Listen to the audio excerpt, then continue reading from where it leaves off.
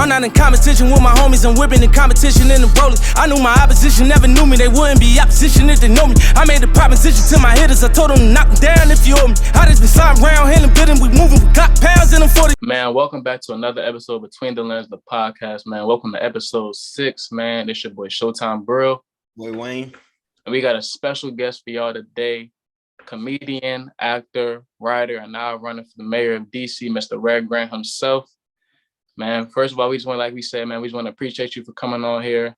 And one of the first things we just want to ask you today, man, is just growing up in Washington, DC. Just tell us a little bit about your upbringing and, how that was. Well, first, thank y'all for having me on here, Brill and Wayne. I appreciate y'all, brothers. Y'all know how I feel about young entrepreneurs. And like I told you, I'm still a young entrepreneur, and you never will not be one, and you keep that same mindset, you'll be able to go on and be super successful and teach a lot of people how to be young entrepreneurs. But I was born in DC General Hospital, which is no longer a hospital in DC. And my mom's moved us uptown to Northwest Tyler House. Lived really minute. My sister slept in a dresser drawer, and I slept between my parents for a number of years. Then we moved to Southeast Washington, where I got a lot of my upbringing. And, I was able to start recognizing the difference between fake and real. I learned at an early age, how to know when people were being fake and when they were being false. So I think that's something that Southeast taught me. And it also taught me just how to grind hard. My mom's was a single parent, and she raised 2 kids on, I would say, very minimum wage budget, but she got it done, and she showed us how to. It wasn't really about the finances. It's about how you act as a person, never give up, your morals and your values based on how much money you make. So I was always my mom's always put me into entertainment, things like singing in the choir. To this day, I feel like I was supposed to be an R&B singer instead of a national stand-up comedian. But, I use all these talents that my mom's turned me on to, from dancing to playing. She just kept me in the arts. And I think that's super attractive to a lot of my youth out here, that we continue to share the arts with them. I'm very passionate about the arts. My program, Don't Shoot Guns, Shoot Cameras, is one of the top programs right now, teaching kids filmmaking from beginning to end. And it was showcased on Good Morning America last week, CNN, also CBS Evening News and CBS Germany. My upbringing is a straight DC guy, man. I love DC. I think that DC teaches you things that, you can't learn anywhere else in the world. We have our own culture. We have our own way to talk, our own slang. And, that's basically, my DC upbringing. Most definitely. And before, we go into, your comedic career, just talk about, growing up, like you said, your sister living in the dressing room drawer, you sleeping in between your parents. Just talk a little bit about like how that molded you into the person you was today, because for somebody that goes through those type of things, it gives them a certain way to deal with that type of adversity that makes them, stronger and things like that. So how did that mold you into the man you are today? I just think my family always was family. We always relied on being around a lot of people. Like our extended family is, my mom's friends, and that's why I think that we lose sometimes, that we don't socialize enough. Our social background was amazing, so we as young kids, we didn't think about the fault that we was going through. We mostly concentrated on the happiness and the good things that were going on in our lives. So, but I think, struggle is good for people. I think struggle allows you to see where you are and see where you don't want to be and see where you're headed. Yeah, always. No, go ahead. No, go ahead. I always say that like that you should want to have struggle, and you should want to have struggle in your upbringing before you had that success, because if you just had success first, you would not know what to do with it. You know what I'm saying? You'll just be doing dangerous stuff, doing flashy stuff, and then 5 years from now you'll be broke, and then you'll be like, why nobody don't love me and everything like that? Because when you were successful, you was, you know what I'm saying, you was stunting on everybody. So now that you broke and everybody is on a different path, then you're looking for love. So I feel like that you should have a struggle in your upbringing. That's better. It humbles you even more. Well, everybody chasing popularity instead of purpose. Yeah. What's your purpose for getting money?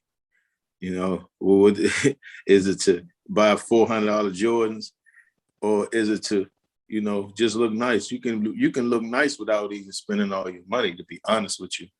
I do it all the time. I just, I'm a real frugal individual. My wife always say to me, you don't even really buy a lot of stuff. Nah, I really don't.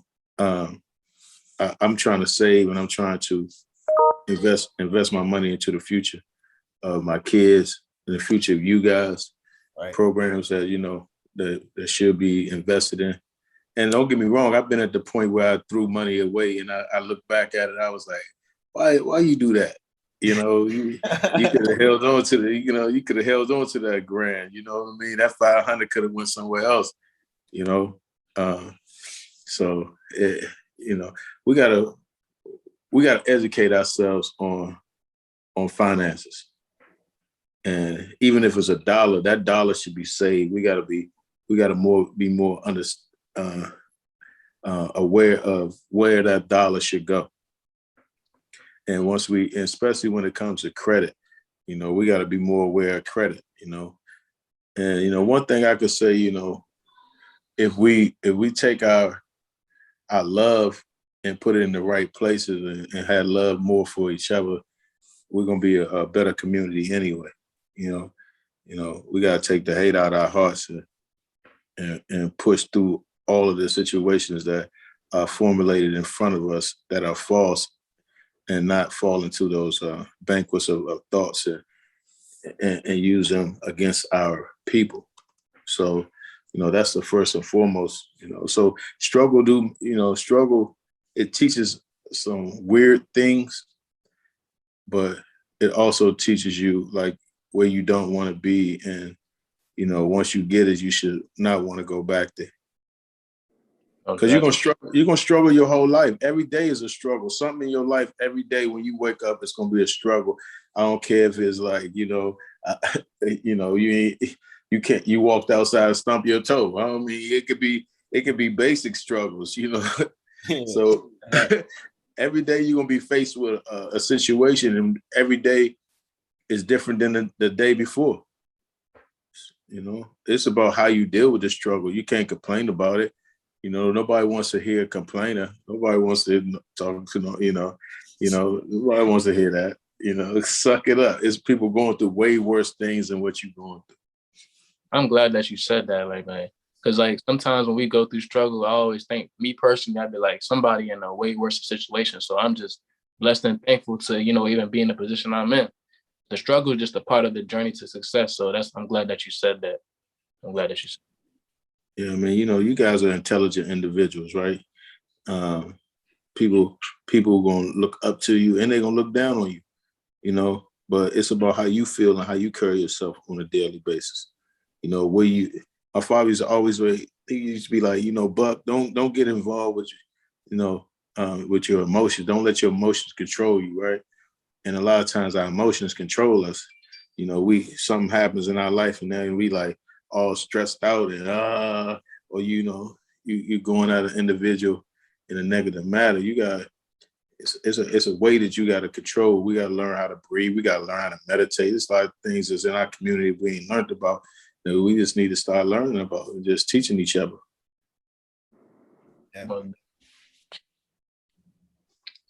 Yeah, man. We're going to go into a little bit of your comedy career.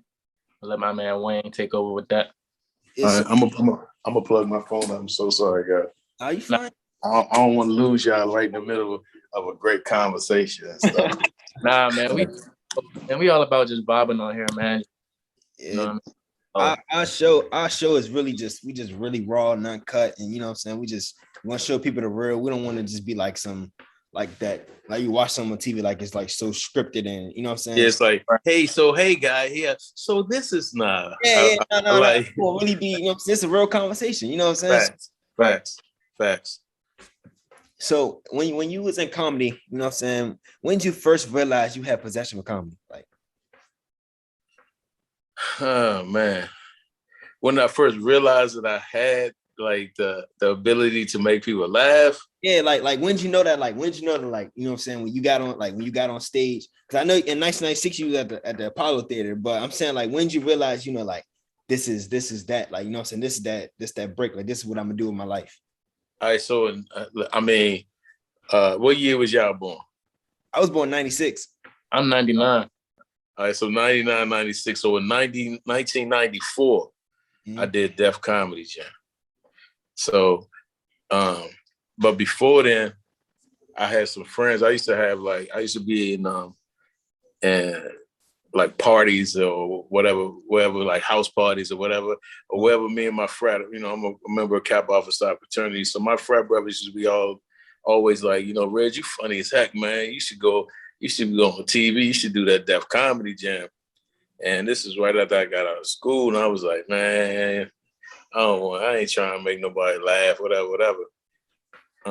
Because at heart, I'm a real serious individual. I'm not really I'm not the clown dude that be running around clowning and all that. I'm just like naturally funny, humorous. So I gave it a shot. I went up to Mr. Henry's in DC up at Adams Morgan, and I gave it a shot. I didn't get booed, so I knew that was a good thing. But I didn't rip either. So it was like I could have quit that night or kept going. So and sometimes if you, as a comedian, when you don't get no laughs, but you don't get booed either, right? That's just as bad. When they quiet, it's almost like getting booed, right? Because your ultimate goal as a comedian is to get laughs, right? Right.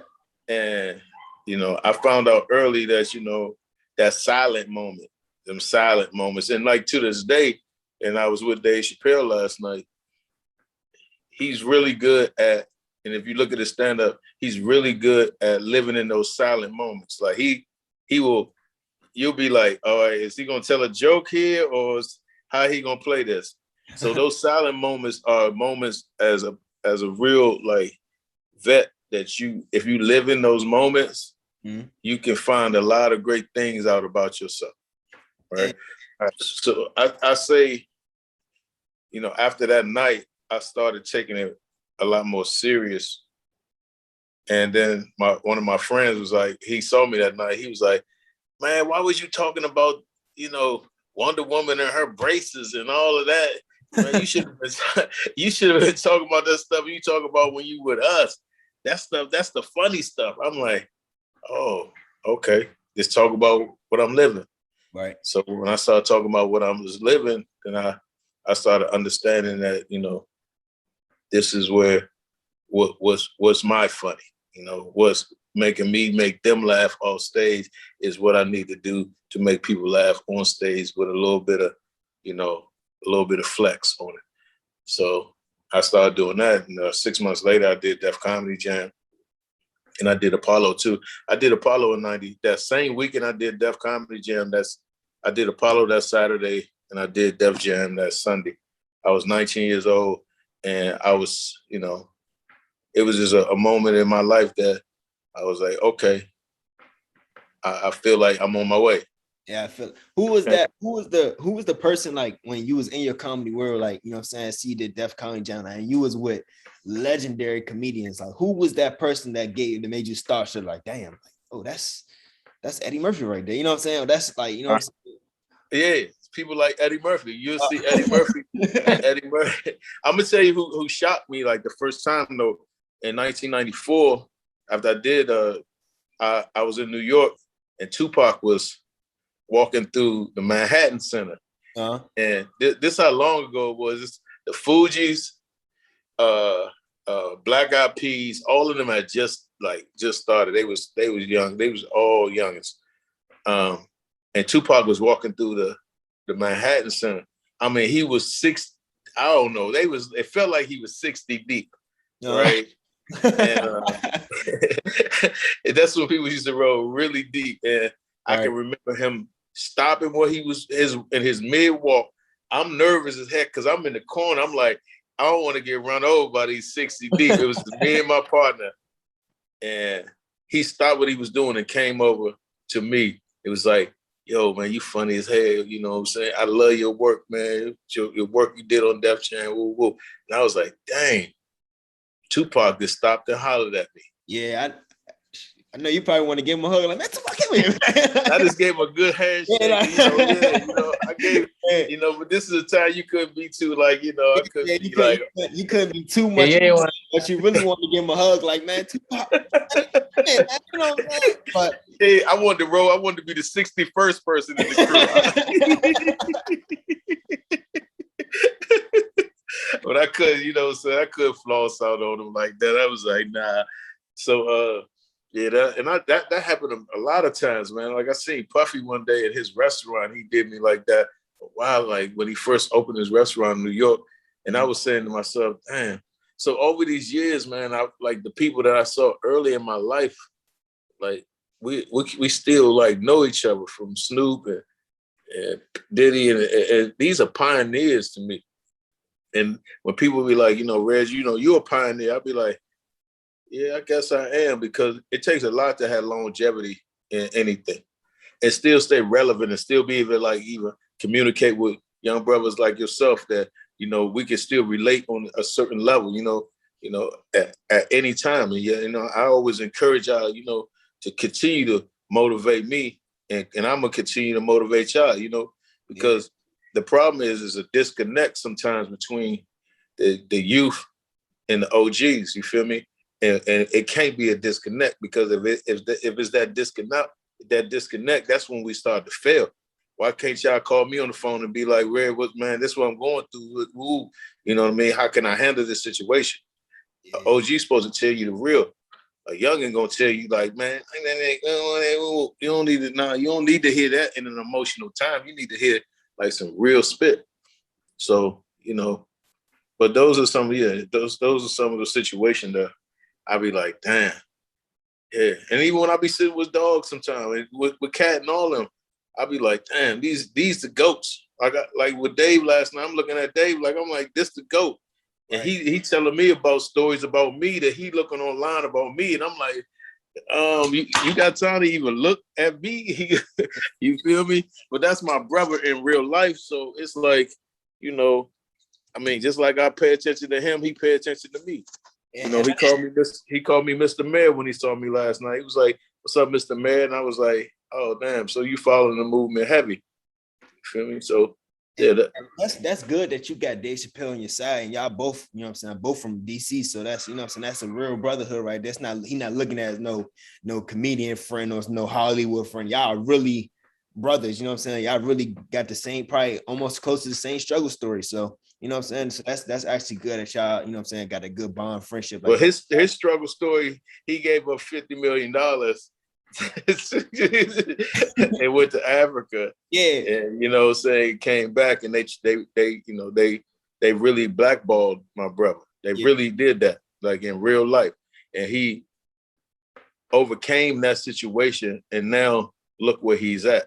Yeah. Now they have to, kiss the ring. They got to kiss the ring. You feel me? But that's all about like sticking to your values and your core values, and your, not letting people just take you down a road that you don't really feel in your heart to go. No, definitely. I'm glad. I know how you mentioned, all these guys like Dave Chappelle, Cat Williams, and it was a time where I read that she went on tour with Cat. Now, Cat's a funny dude, so just talk about like, were you able to take anything away from Cat, as far as stand-up comedy, anything, any inspiration you gained from him, just watching him and learning from him and applying it to yourself? Oh yeah, I'm on tour right now with Cat right now on the World War III tour.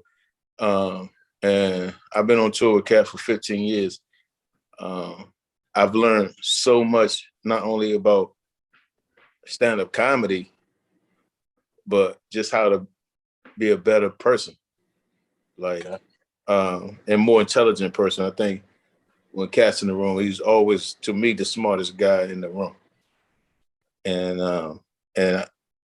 he is able to be a genuine individual in those moments.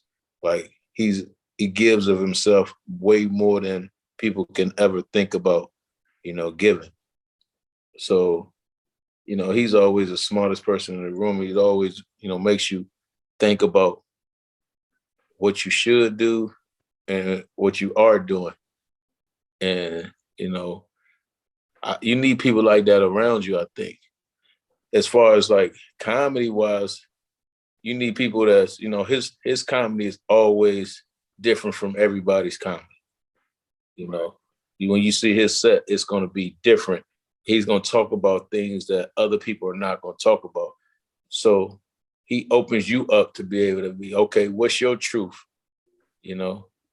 So, and Cat's always, him as a person, he's always connected to what's going on right now in everybody's world, from the music to everything. Like, so don't think you're going to play a song around him and he don't gonna know that joint. I don't care what's your age. I don't care what's your race. He gonna know it. And, he stays on it. So I learned a lot from that brother, man. That's my real brother. That's like my brother. Like that's my best friend, I feel. And I feel like he feels the same way. I got his back. He got my back. He cared about my family. I care about his family. We care about each other's well-being. And those are the type of people that you usually don't find in this comedy business, because everybody's out for themselves. No. He's put me in positions that I wouldn't be in financially also, just being on tour with him. So it's a very, I thank God every day for, introducing me to him and him being a friend. So yeah, I learned so much. So, I learned a lot from him, probably from him more than any other comedian I've ever been around. That's good. You got any crazy, like, funny Cat Williams stories? Any crazy things that happen? I know it's probably a couple. Nah, I mean, we had a lot of funny things happen, man. But we always tell each other we keep them in the privacy. So, but we, I mean, I've been in a lot of places, and a lot of that stuff, was misconstrued through media. So I've been in a lot of the places where things have happened, and the stories are not told properly. Yeah. So that's one thing I don't like media, man. They try to put this picture on you that's not even true. Oh, that's every day. So, when I see it, I'm like, that didn't happen like that. So, I just say a lot of the stories that people say in the media are false. I mean, all of them. I'll go and fact check, and I'll be like, that didn't happen. So, I think the funniest stuff is just being, on the bus and just laughing. We laugh hard. That's all we do is laugh.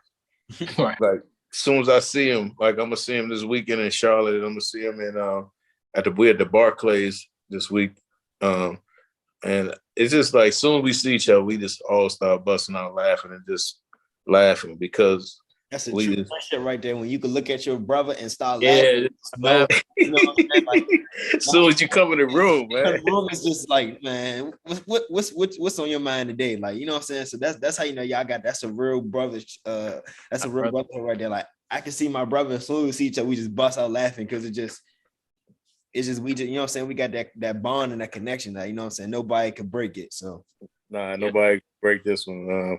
And it's loyalty, man. Loyalty, man. People ain't loyal. A lot of people burn bridges that they shouldn't burn.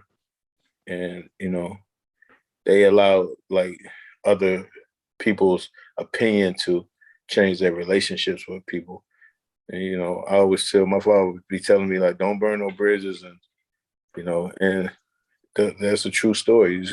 You got to maintain your friendships with your real ones and stay loyal. Nah, no, most definitely. Nah, we shifting over just a little bit, man. So I'm gonna tell you the first time I realized you was funny. First Sunday movie when Ice Cube was twisting your hand when y'all was like praying. You was Yeah. going like I first Hey, thought and that wasn't even rehearsed. Me and Cube did that just off some GP. Like, you know what I mean? I was messing with Cube that whole day, like kept touching his arm and stuff, you know. And I was kind of like I was special in that movie, you know what I mean? So and that was his reaction, to twist my arm, and I was like, he twisted that joint hard too. I was like, Now, what was it like? What was it like working with Q though? Like, and Tracy Morgan. Like, what was it like working? Me and Tracy Morgan been friends for forever. Like, we've been friends like for a long, long time. When I lived in New York, I've been friends, man. When we did Def Jam, I remember one time he wore a shirt, I wore another shirt. We switched off shirts after the show. I gave him his, he gave me mine. It's almost like when we was on the football team, on the football field, bro. Yeah, I've been friends with Tracy a long time. Good guy, real good guy, genuine, always funny. Cube, that was like my first time directly working with Cube, but since then, you know, we have definitely built a relationship as far as, you know, when I see him, it's love, and when he see me, it's love. He's a genius when it comes to not only, you know, where he comes from as far as, you know, NWA to transfer into where he is at today, as far as executive producer, owning his own film company, writing, directing films that, you know, we do know, and just his ability to start leagues like the Big Three. I mean, look, that's why when people say, you know, Red, you know, you running for mayor DC, what you know about running for mayor? I'm like, well, first of all, I've run 6 different corporations. I've produced 25 television shows for Viacom. I've employed thousands of people, worked with millions and millions of dollars in budgets. And our city is a big corporation. I am a corporate guy. That's what I do. I run corporations. I'm not a legislator. I run corporations. And this city needs a leader that, you know, that's going to, you know, build and understand how to allocate funds. So don't think because people are in the entertainment business that they're dumb. I never understand that. I don't like that, how they like give y'all like an image like, oh, just because he did a commercial, this got to be a funny commercial. This person can be dead. Like, it seems like if you see him, you got it. He has to tell you a joke. Like, no, this man is a human being too. Like, you know what I'm saying? He has a head on his shoulder, but I guess it's just the title that they give y'all. So I don't really like that they give y'all like that y'all have to be funny 24/7. You know what I'm saying? But y'all don't have a serious side. Well, I tell them all the time, like 10% of my life is comedy, right? 90% of my life is production, philanthropy, humanitarianism.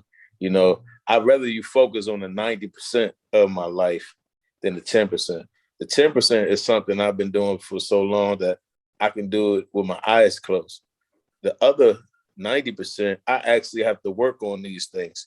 I actually have to go every day. Like even this interview right here, this is my 4th interview or my 4th meeting of the morning. And, you know, people need to like really take heed to how hard individuals work outside of their normal mass career to head toward, you know, other careers, and don't ever let them put you in that box. You let people put you in that box, then, you know, you're in trouble. I never let them do it.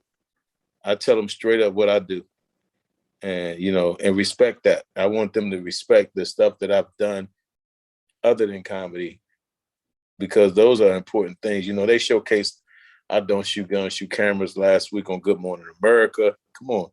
Good Morning America. I mean, that's heavy in itself. Yeah. You know, and and to touch these kids' lives with filmmaking that will never be turned on to filmmaking. These are things that I take pride in. Serving our communities and giving back, because I'm not running for mayor because I needed no money. I didn't have to shut down my $1 million corporation to come back to get less money. I do this because I really care about people. I want to see our people shine. I want to be able to turn people on to things that I think the city is missing. So I laugh at people when they put us in a box. Now, one thing that you mentioned though that I love is that like how involved in the community you are. Every time I look on your Instagram page, you're always doing something as far as the community, whether it's in DC. Just talk about your relationship with the community and why you feel like being on that front line is so important, because it's a lot of kids looking up to you saying, man, like you coming from DC, man, I could do it one day. You know what I mean? So just talk about being on that front line, how you're in a relationship with the community. How important is that? Well, if you ain't on the front line, they don't respect you. You can talk the talk, but can you really walk the walk? When I was young, we had a mayor, Marion Berry, that was on the front line with us, right? He made sure that all the kids had jobs. He made sure all the seniors had activities. So, these are the things that are frontline situations. I think our youth want a general around them that they can, that's gonna get off the horse and get in the mud with them. Right. Nobody want a general that's gonna be just on a horse almost and go that way. Nah, go there. Nah, they want you to run in the mud too, with them. So it's important for me to show our youth that people care. It's about caring. Like, we all know somebody that probably mean mug every day, but if somebody cared about them and they can, they feel like they don't want to disappoint that person, they act different. Right. They gotta have somebody they look up to and be like, man, I don't want to disappoint him. I've been disappointing people all my life, but I don't want to disappoint him because he really out here fighting for us. And those are, that's what I stand for when it comes to community service. Not just in DC either, just like around the country, just like Los Angeles too. I stomped real hard. Las Vegas, I stomped real hard. Chicago, stomped real hard. Baltimore, I stomped real hard.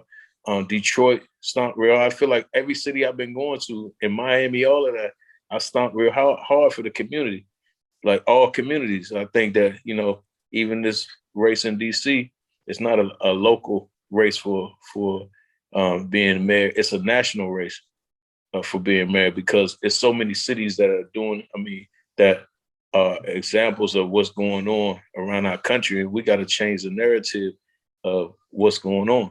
And that's the same thing me and Zabrell talk about when we talk off camera. We be talking about like, we got to change the narrative for the youth and things like that. Cause later on, we're not doing nothing but getting older. So, we're just basically setting platforms for the upbringing, for the people that's under us that, that's growing up and looking up to become something in life. Like I got 2 kids, I don't want my kids to be out here to be doing the same thing that everybody else is doing, Like right. As soon as you get out of high school, the first thing you got to do is get a gun on your hip. That's not even life like that. I be seeing kids 12, 13 years old, little boys with guns on their hip. Like, come on now. When I was 13 years, I was not worried about no gun. Nope. So like that, we got to just change the narrative and bring back to people that's what happened to playing basketball, what happened to, like being a kid. What happened to be a kid? Like, what happened to being a kid? It's no reason why a 13-year-old, 12-year-old should know how to roll up a blunt.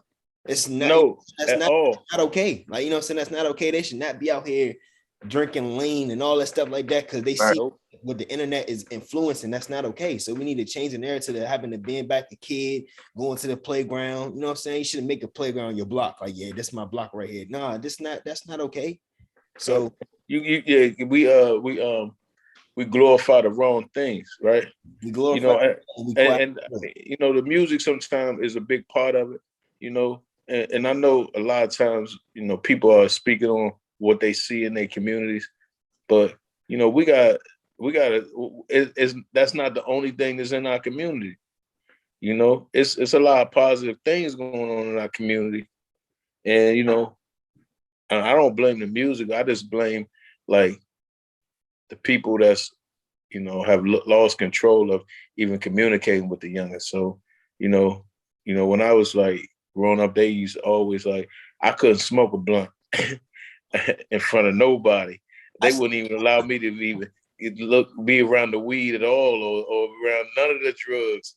So my mother and them be like, y'all go ahead, be kids, y'all go in that other room, or y'all whatever, you know, things was happening, but they try to shelter us away from that. And like I said, it always comes down to people who, you know, the care and is going to be real about, come on, man, that ain't cool, you know. And sometimes their examples that they're looking up to are not the perfect examples for them to look up to. Right. And I'm glad you just said that, because like the way you just described it, like you had real OGs that told you like, yo, this ain't the right thing to do, like stay on the right path. I feel like in today's society, we don't really have that much. So for people like you to say that, you know what I mean, it's a good thing. People need to really listen to that. Like OGs that's gonna be watching, like you really gotta teach the youth the wrong way. And I'll give a perfect example. Like I'm still young myself, I'm only 22 years old. But when we do this podcast, stuff like that, like I'll have kids younger than me, like DM me saying, like, man, you're really like inspiring me. Like it's a change out here. Like we don't gotta go down this wrong path. And that's really what me and Wayne try to do for the youth, man, is just show them like it's a different way. Cause let's be real, you know what I'm saying? They already picture us as African-American men. You know, we got to work 10 times harder than people that's, you know, other than our race and gender and things like that. So I just feel like, man, what we're doing right now is really like historic, because like most people don't really think that way, and we just trying to shift the change, man. So people like you to say that, I feel like that's really important, honestly. That's definitely real. Like most definitely. Like even to the fact that like, shoot, I'm 25 years old. And I don't even know how to roll a blunt. I've smoked weed before. I've tried it before. I don't even know how to roll up a blunt. So a person that's 13 years old can show me how to do that. That's bad, right? That's not. I wouldn't even allow that. But that's not. You know what I'm saying? That's not even good. Like, yeah, that's like, because my daughter 12, right, and she look up to y'all age, right? Right. She look up to that. Like, so if I can't trust my youngins to see my daughter doing something crazy and be like, Peyton, you come on, stop playing. You feel me? You know, because that's the disconnect. That's what I'm saying. To connect to the disconnect, right? So, Right. you know, it's my job to make sure I stay connected with you, right? Yeah, And right. your job to make sure you stay connected to them. Thank you. You feel me? Because, you know, it's an age difference, and it is a respect level. So y'all got to be their OGs. I got to be your OG. And we got to continue to pull our youth into a positive situation, and ourselves too. You know, checking ourselves on a daily. Definitely. You know, and because don't think that you're not gonna slip. You're gonna slip, but when you slip, how do you come back from that slip? You know, do you come down on yourself, or do you say, look, man, I slipped today. Tomorrow's another day. I'm gonna be a better person than I was yesterday. That's facts. Everybody say facts. That's facts. That's definitely facts. Yeah, that's definitely facts. You know, so you know we need to, you know, take these discussions and take them in further realms. That's why I'm starting this, like, you know, teen summits again, and I want to see my youngins to see positive imaging. You know, Right. and you guys are the leaders. You know, don't think this is just a podcast y'all got. No, this is bigger than the podcast. This is a distribution outlet for people to see. So, you know, now you guys starting other youngins podcasts. Yeah. And I at first, like I always wanted to become like a motivational speaker, but I can't say I'm a motivational. You are a motivational speaker. Oh yeah, I am a motivational speaker. That's what you're doing with me right now. You motivating me. So yeah. you are a motivational speaker. You ain't got to become it no more. That's what you are. You know, when you started this platform, you started being a motivational speaker. And that's what you are. And you got to speak it even when you ain't on the platform. You got to speak it to everybody you talk to. I don't care if it get on their nerves. I don't care if they be like, Wayne, you ain't talking that. Well, so what? This is what we're supposed to. This is the new norm. Everybody talking about the new norm. What's the new norm? Everything changing. This is the new norm. Right. The old norm ain't work. Old norm got a lot of youngers killed, a lot of poverty in our neighborhood, a lot of miseducation and all of that. So this is the new norm for me. I respect that. I definitely respect that. Yeah. Now people tell me, ain't nobody doing that. Like that. I care. You know what I mean? You got to, Slim. Yeah. You got to. Somebody got to. Like, That's what it's all about, man. Honestly, man. We really just trying to be, like you said, a positive energy for people. Like, just be positive. You know what I'm saying? We don't want people to look at us and say, you know, they already have a certain image of us, but they ain't really about nothing. We really want to be like the voice of the youth, man. Just where they can come and speak to us about anything. You know, we giving game to them, probably situations we done been through growing up, and just basically trying to make them not them make the same mistakes that we did. You know what I'm saying? Just push them in a positive direction, man. So that's why we look at the people like you, man, because you know what I'm saying, you had a great path, great career. I always see you. You know, it ain't fake with you. Like, we know that it's real. So that's why we trying to, you know, be positive and things like that. Hey man, I'm always be there for y'all to grab. You know what I mean? For y'all to be able to, you know, reach out to. So I think that's important to stay sincere and be real to people and have them be able to reach out to you and not disconnect yourself from the connection. I always say, never disconnect yourself from the connection.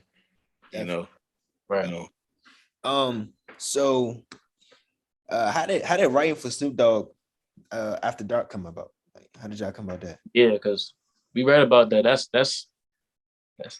up. All right, so I got a passion for writing, right? So I wrote for Flavor Flav roast on Comedy Central, and Snoop Dogg's Doggy After Dark came up, and Ricky Harris, rest in peace, was like, you know, Dog wants you to write on After Dark, and you know, I pulled up on him and started writing the skits, and we had a ball with that joint.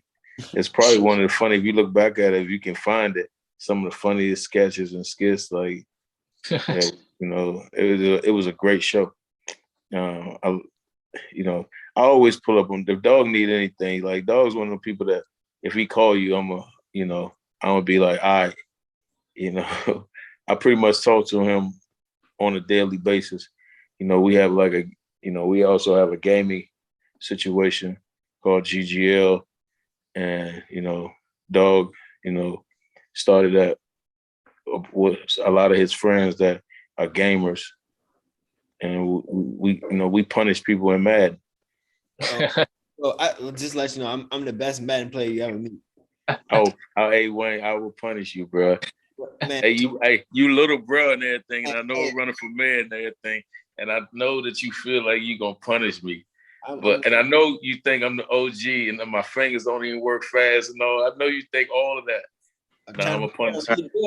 Who you run with? Well, we play MUT too, but if I run with like a regular team, I run with the Bills. My team is the football team. That's who I'm a football team to the end. But I mean, I feel like I can punish you with anybody. I'm a Falcons fan, but I could really beat you with the Falcons. Like, I'm really good with them. I mean, what you on Xbox? You on PS? I'm on Xbox. I don't got no Xbox right now. I got rid of it, but I'm about to get another one. Okay. When you get your Xbox back, you know what I mean? Just hit Red up, and we'll do it for the gram. We'll do it on the big level. We could do that. All right. But just going into, like, you know, you spoke on positive things. You know, you do a lot of nonprofit things. You know, I know you mentioned Don't Shoot Guns, Shoot Cameras programs.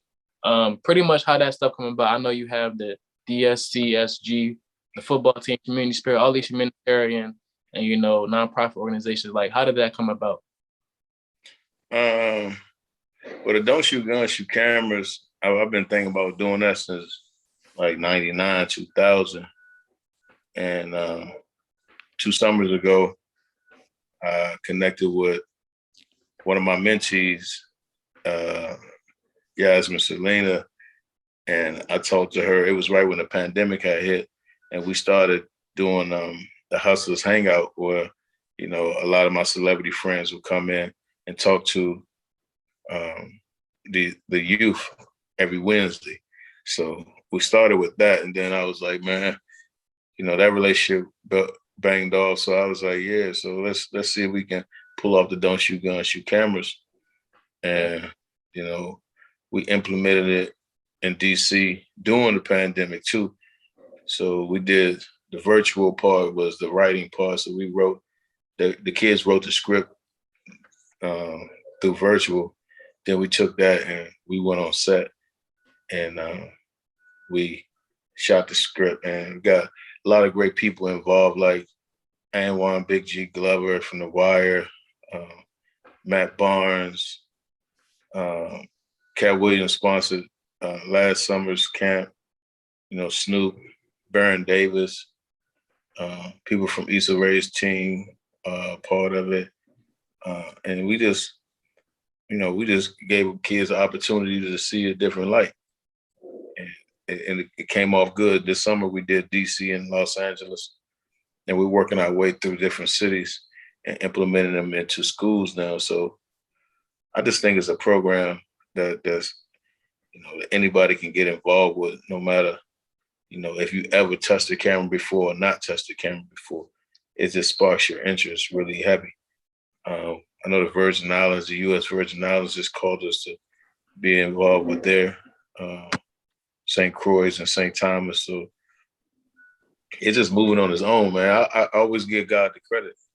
Right. He moving it. So, and with the, I played football all my life, and I played with Shannon Sharp at Savannah State, and I'm always, even when I stopped playing football, in college, I always played in like the entertainment league, and we won like 5 or 6 championships over there.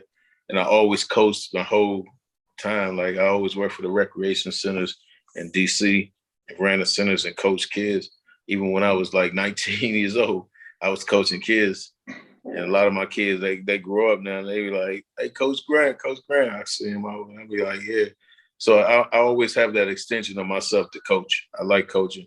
I think, it's like directing. You give a kid a chance to learn, like, from you, and you learn from them. And just teaching is a big part of my life. So, I think I want to start as many programs as possible, especially in our school system. I want to bring back our parks and recreation, make them really super strong. Even though we have parks and rec, I want to make it more strong and stronger. And I want to bring back a lot of things like trades in our schools, and so people can just learn how to, because everybody don't want to go to college. So, I'm gonna always be right involved with the community. And I know I went to an event the other day called Guns Down, Gloves Up, where, they teach, with kids, instead of, shooting each other, they let them hands go in the ring. I feel that. Like, I feel like that's what you need to be. If you really got to beef with somebody, like y'all really beef, gloves on, put the gloves on. That's because people don't know how to fight no more. That's what it is. There's no more fighting. Everybody just thinks you got to just shoot a gun. And it's not only that. It's honestly, it's what social media portrays. Yeah. You got to think, it's young kids growing up and they looking at these rap beats and things like that. They think, oh, I need a gun. But real OG's gonna be like, man, we used to hash stuff out, man. We used to fight. If you got a real problem, you gotta hash that, man. And we was cool afterwards. All right, it's over, Slim. We had the scuffle. It's over. That's done. You'll respect a person more if, y'all fight, if y'all fight it out. It's really not that serious. You know what I'm saying? We gotta go back to our kingdom days. Like, in Africa, they had, that's how we did it. You was beefing in the village, boom, you hashed it out, boom, and it's over. And that's what we got to motivate each other to do.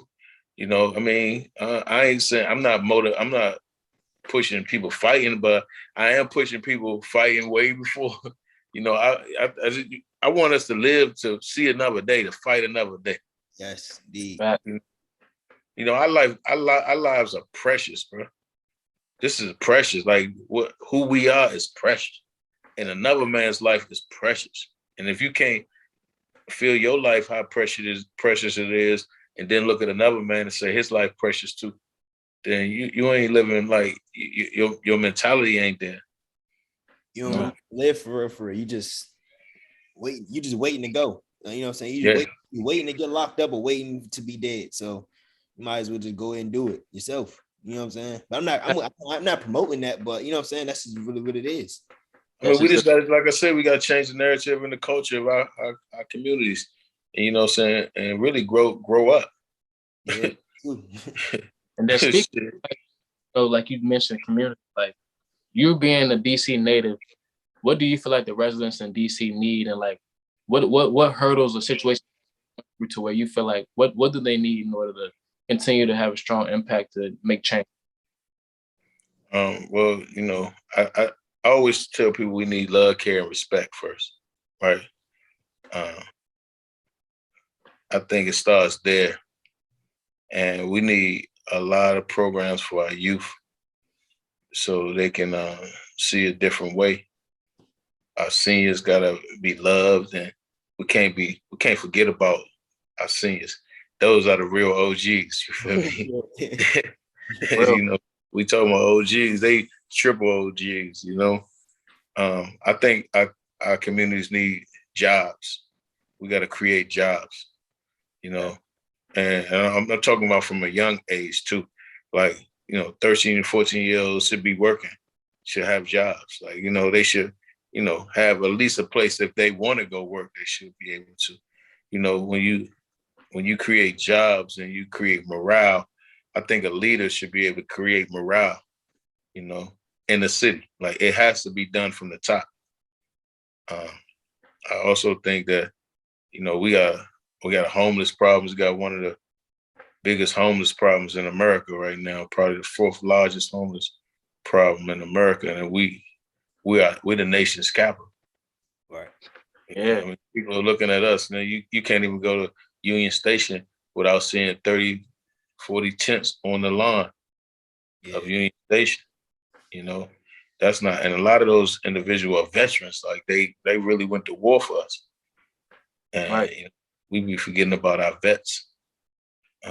We got to change that whole narrative and that whole thought pattern of forgetting about people who fought for us. It's a lot of, I feel like, you know, it's about allocation, you know, it's about diversity, inclusion and equity. And it has to be shared. It's like when we was little, what's the first thing people teach you? To share, right?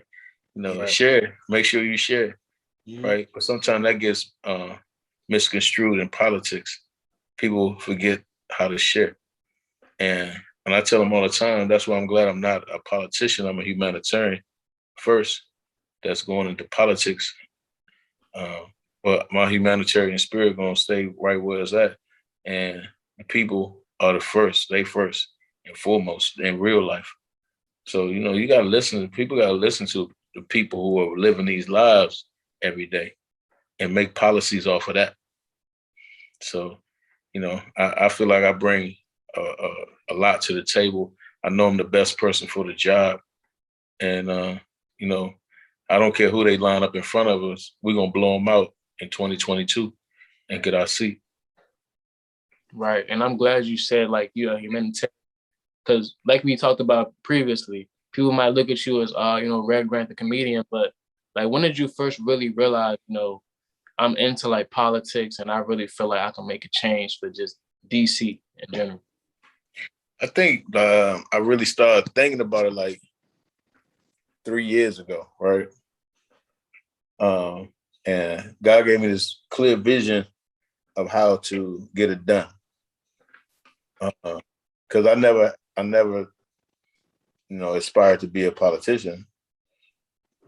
But when he gave me that clear vision and showed it to me in a way that you being a humanitarian can still get this type of job done, I need a humanitarian in that position to care about the people. And You know, he knows that I always put smart people around me in all my production. I just have smart people around me. They way smarter than me in their fields, you know, and I feel like if you put smart people around you, your team is going to win, period. So I pride myself in putting smart people around. Like I'm talking about even from like you guys, you know, if you know something that I don't know, I'm gonna make sure I put you in that position to, you know, to run that situation because, you know, I can learn from you at all time. If you ever think you can't learn from people anymore, that's when you mess up. So, you know, I think that's when I realized that, okay, he gave me a mission to serve. Let me get my city back on track and just keep pushing for us to stay diverse, you know, stay inclusive and build equity for all. You know, we got to bring back our middle class. We got to have a middle class, you know, in real life really quick, because that is the pillar of how America's been running and how our city's been running. You can't lose that culture, that middle class culture. And a lot of times people try to push that culture out, and that's not cool. Feel that. Definitely feel that. So I know Wayne got some quick hitters for you.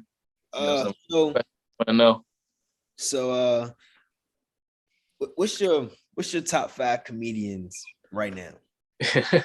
That you like, not off of, you know what I'm saying, that he say she said that you like, that's like your opinion. Like right now.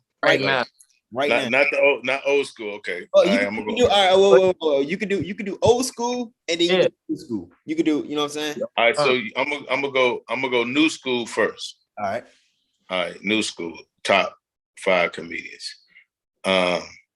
Cat Williams, Dave Chappelle, Red Grant. I like that. Like definitely got put yourself in there. Yeah. First. Red Grant. I'm on tour with this brother, and I see him rip every night, so I got to give him his shot. Mark Curry, and I got to put a beautiful female in there, Lunel. So those are my top right now, right? Lunel, that's not familiar. She was on American Hustle. She was on Eddie Murphy's Coming to America. That's the one with the haircut, right? Yeah. Yeah, I like her. Yeah, I like her. Yeah. I know what you're talking about. Yeah, so she fly. Now my youngest is like, I go with like, you know, like my B Simone's, and I go with my, you know, my Just Hilariouses, and you know, my Carlos Millers and my DC Young Flies, and my Chico Bean. So that's my my 5 youngest, right? I like Chico Bean. Chico Bean, he from here too. Yeah, he go hard. That's my man. Hilarious. Like he came through for us too. That's my brother. He came through for us for Don't Shoot Guns, Shoot Cameras this summer, and pulled up on the kids. So he's a real one too. So that's one. So I gave you my mediums, my youngins. And then my old schools, I'm gonna go with. You gotta go with Pryor because he taught us a lot. You gotta go with Fox, Red Fox. You gotta go with Robin Hurst. You gotta go with Sinbad, and you gotta go with. I'm gonna put Tommy Davidson in there too. I love, and he's still alive, so you know. But Bernie Mac gotta go with, if you're gonna go, you know. But like that's like Bernie Mac and Eddie Murphy and Steve. Yeah, you can throw Steve Harvey in there and Cedric Entertainer. That's just like that's. Oh yeah, you guys saying all them. Come on. Yeah, Martin Lawrence. I guess. Martin Lawrence. Come on, man. We got. Just think about how many great comedians it is that makes you laugh in your life. Martin is the GOAT too. Yeah. I mean, you know, I never looked at a Martin that I didn't laugh at. Man, oh my God, Martin! I watch Martin forever, but like I could watch Martin right now and act like I never seen the episode before and be crying. Like, I know the word for word. Like, you know what I'm saying? It's just that show was history. And then you gotta go like, and I like Kevin Hart. You know, so Kevin Hart, he's Oh, good. yeah. Kev, another one, man. Kev got his own little style of doing it, and and he's a genius at how he do it. You know, and and he is an exec too. So he right up. He definitely one of the hitters of hitters. You feel me? And me and Sabrina, we film writers as well. Like, we got a couple films that we got coming out. Like, nice. It's like 2 to 3 years. That's gonna be a while, but we gonna be. You know what I'm saying? We gonna. I like how you said that. You know what I'm saying? We use our connection with you, and you know what I'm saying, to call you. We need some advice, anything like that. So just always finish the script. If you finish the script, it'd be quicker than 2 years. Yeah, well, the script is done. It's just now it's about getting production part. That's the only thing about it now. You just gotta sell the script. Just keep pushing the script. Keep pushing the idea. To everybody you see that can do that, push the idea. Because then there's gonna be one person be like, "Oh, damn, that's a high idea." Yeah, and they're gonna have that ability to get it done. No, definitely. Yeah. And we were just in the process. We going through the whole process. As you should. And then we got, I think, one more question that we have for you is, who do you want people to remember Ray Grant as? Who do I want people to remember Ray Grant as? A person that has a dog that barks. A family man, a person that care about people, and that always try to keep it 100. I just want them to know that Ray Grant, it wasn't just the comedian. I want him to know that he was more than just a comedian, and he just cared about society a lot. Facts, most definitely, for real. Well, we got so now that you and we're Between the Lens family, where you became on our podcast, you spoke words to us. You gave us game. You know what I'm saying? You talked to us about, that vote for Mayor Ray Grant. You will win. We're gonna manifest it that you will win. I will win. I will win. Yeah, you will win. You definitely will be the mayor of DC. We just got, now that you're part of the family, you can always come back. You know what I'm saying? Always come back. Always check in with us. But we just want you to know, like, who would you like to see on our show? Like, who would you like to see next? And not only this, you gotta help get them on there. Oh, damn. Okay. I'd like to see everybody on y'all. I'll get Ante to send y'all a list.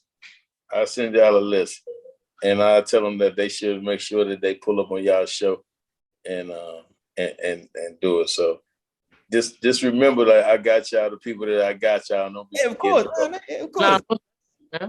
Yeah, most definitely. All right. I love y'all, boys. Yeah, I love you more, man. Yeah. Coming on the show, and for everybody that's going to be watching, man, that's it for episode 6 of Between the Lens, the podcast. We want to thank Ray Grant again for coming on here. That's it, and we out.